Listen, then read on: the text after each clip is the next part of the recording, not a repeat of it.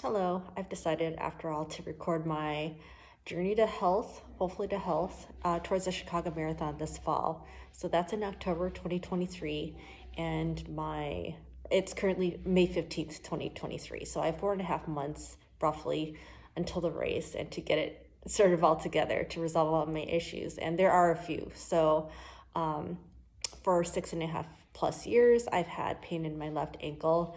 In August 2021, I had a tenectomy done, a minimally invasive procedure where some bad tissue was sucked out of my left ankle. And then after that, my ankle still hurt. It was better, but it still hurt. So last June, exactly 11 months ago, I got a Haglund's resection done, also minimally invasive, and it did get better still, but I'm still not at 100%. So in the last couple of months, I've been hovering between 90 and 95%. I did get to 95%, but I don't know, something happened in the last week or so, and it's kind of regressed a little bit. Hopefully it'll come back up. In any case, so that's one of the issues, my left ankle. And also I have some hamstring pain. So last month, I ran part of the Boston Marathon, and for most of that run, I did feel pain in the back of my knee. So I'll show you. I think it's the hamstring. So right there. This is where it was bothering me, right there.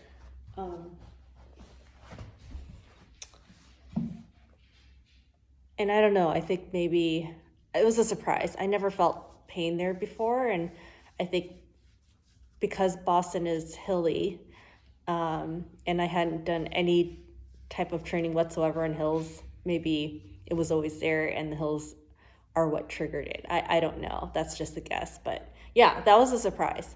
And then my hip has been bothering me for the last 9 months. So I had my Haglund's resection done in June, so June 15th, 2022.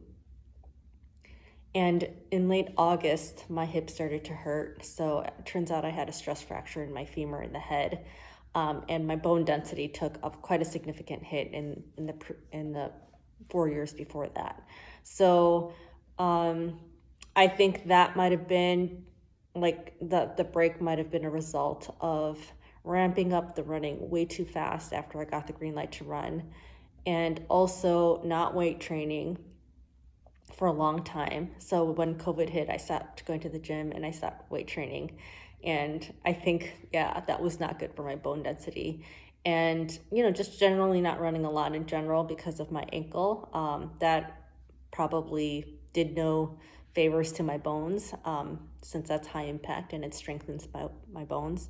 And two, I found out that my asthma inhaler, so I have exercise-induced asthma, and I found out that one of the side effects is osteoporosis. So yeah, that was totally not fun to discover, but I've stopped using it.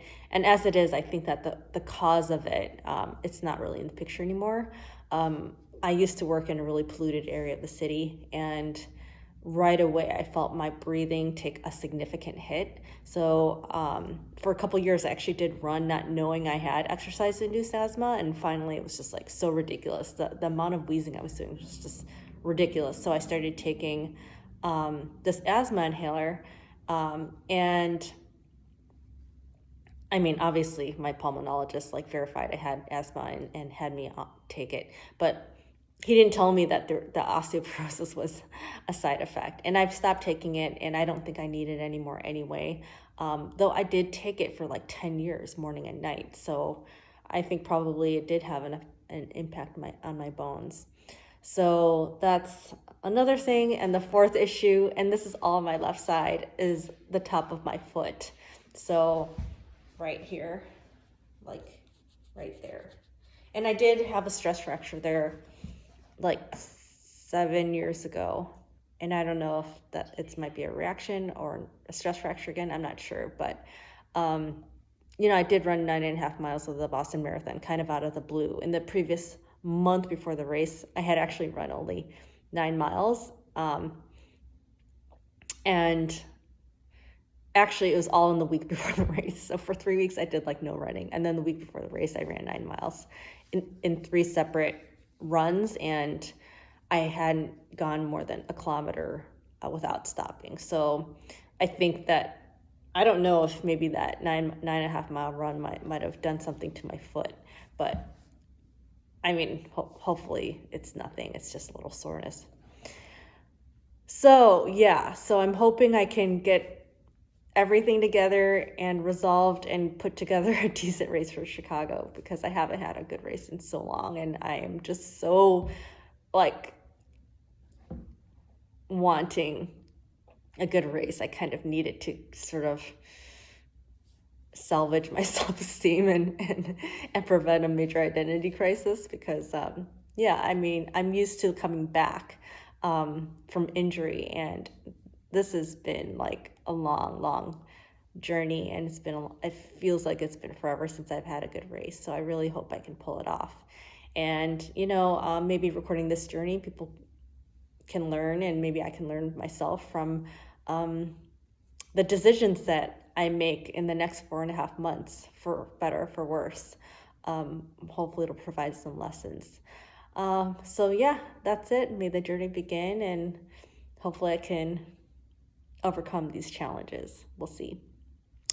So until next time, take care.